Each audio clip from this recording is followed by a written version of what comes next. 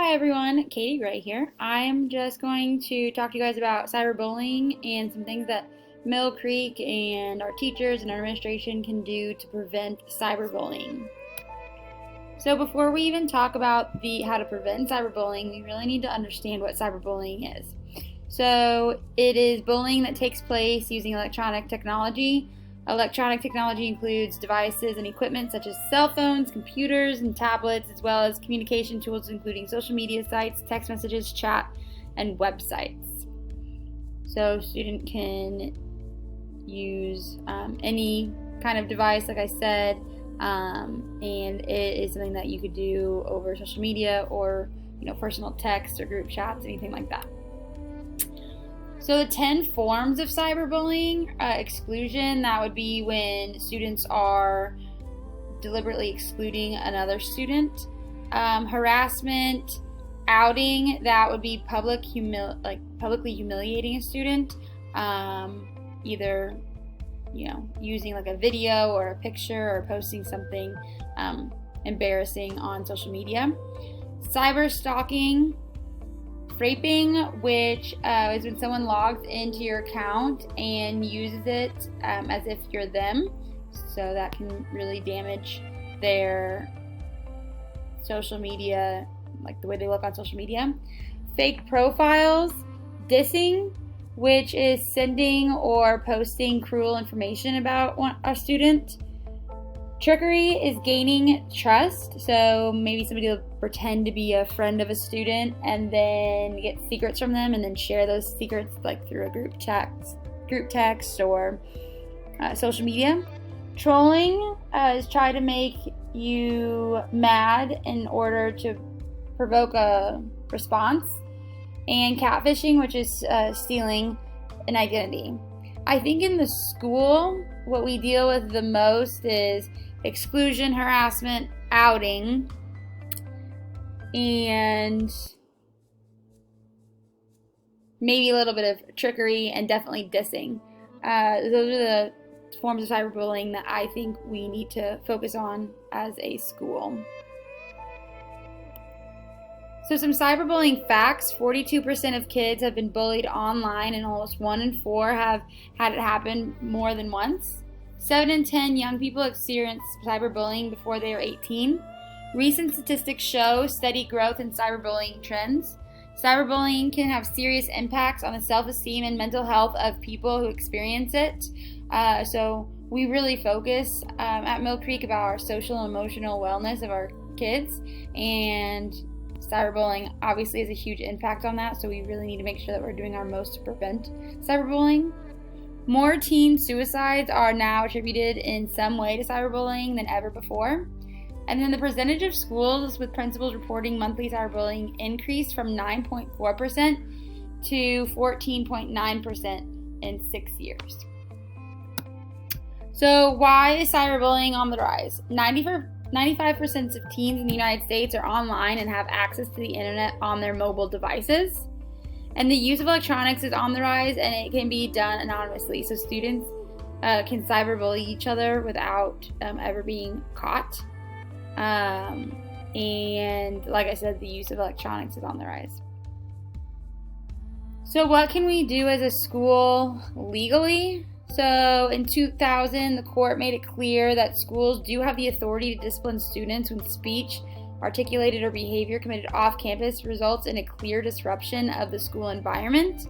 And also if online threats against students are not protected in their First Amendment right of free speech. So here's where it gets tricky. It has to be clear that the disruption is affecting the school environment, the learning environment, and if that's not clear, then legally we have no support. But even though we do have this legally, if we need to ever use it for legal or court matters, there's a ton of things that we should do before it even happens, because ideally it won't happen in the first place. We won't have to deal with the legality of it. When cyberbullying does occur, what our responsibility as teachers and administrators is to ensure that the cyberbullying stops and the person targeted is safe. Responses need to focus on the nature of the harassment. So, we can't just treat every cyberbullying incident the same. We need to treat the perpetrator based on the nature of the harassment and the victim on the nature of the harassment. Long-term reoccurring programming versus a one-time brief presentation. I think this is huge. I think we all, do our digital citizenship, or we do our, don't do cyberbullying. But hearing it over and over again, especially for people who have been perpetrators, is way more effective than a one-time brief presentation. And the bullying has to stop or at least significantly reduce. So it's our responsibility to make sure that after we have that conversation with the victim and the perpetrator, that we are seeing that it is stopped or is at least on the path to stopping and not continuing.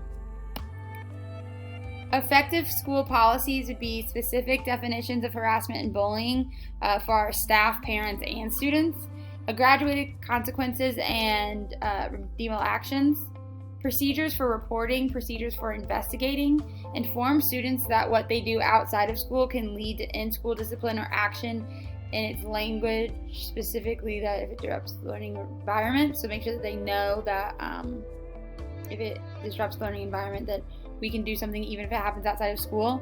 And procedures for preventing cyberbullying. So let's go through these 6 policies and see how at Mill Creek we can place all of these policies into our school. So procedures for preventing cyberbullying. Preventative practices: talk to students about digital behavior misperceptions. Build empathy and understanding. So this is huge because it's very easy to be empathetic and understanding towards the victim, but we also need to understand why the person who did it, why they did it. And we need to help them learn why what they did was not the correct way of handling whatever emotion that they were trying to show. Teach online safety skills and give our students strategies to reject digital abuse in their lives. This is also huge to help prevent depression and those suicide rates. If there is somebody that is, being a cyber bully, help our students learn on how to deal with that, so we're not dealing with, people keep responding. We don't want it to continue. Deterring students is really huge. Because our students their frontal lobe is not fully developed yet, and so we could say if you do this, this is your consequence, but the way that our students think, that doesn't really work. A punishment for students is just not always the most effective way. So we need to be able to deter them from doing those actions, and you're not going to do that by increasing your formal sanctions, enact a zero tolerance policy, and use public shaming. That's not going to help a kid deter from doing that, because like I said, a punishment for them is just not going to help the situation. Instead, we need to give students the responsibility of following the rules, being able to connect and interact with those students. Again, you need to be able to empathize with the students who are being the bullies, and figure out why they're doing that and why they would want to do that, and develop a positive school climate. A few other things Mill Creek could do: get parents informed and involved. There are a couple ways to do this. One, just sending out a contract or a letter saying this is the things that we're covering as a school. Make sure that you are aware of what your students are doing.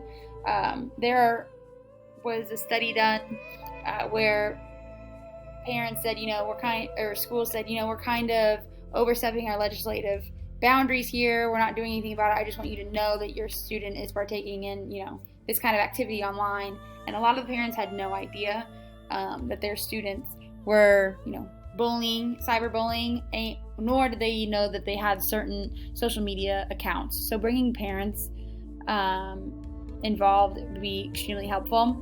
And then have students write a personal contract for themselves about their online behavior. we're all guilty of clicking that I agree checkbox without actually reading what the terms and conditions are. Same thing with students. If we say sign this piece of paper, they sign it, and a lot of them don't even read what they're signing, nor do they understand what they're signing. But if they write it themselves, they're really going to understand what the contract is because they're the ones that wrote it. So, educate students. This is a screenshot of a website that gives all of the ways that we can help educate our students. We can educate them to report to the school, tell them to collect evidence, take those screenshots, report a site, app, or game. So if you're playing a game and somebody's bullying you, report them. Always talk to a trusted adult. Demonstrate care. So if you know that somebody's being cyberbullied, be nice to them. Work together. So if you have a group of friends and you want to stick up for somebody, work together. It's harder to, tear a group of people down rather than just one. Tell people to stop. Don't be afraid. Don't encourage it. Don't laugh or anything like that. Try not to gossip about it. Stay safe. Don't put yourself in harm's way trying to stick up for people. Always go to an adult if you need to, or the school.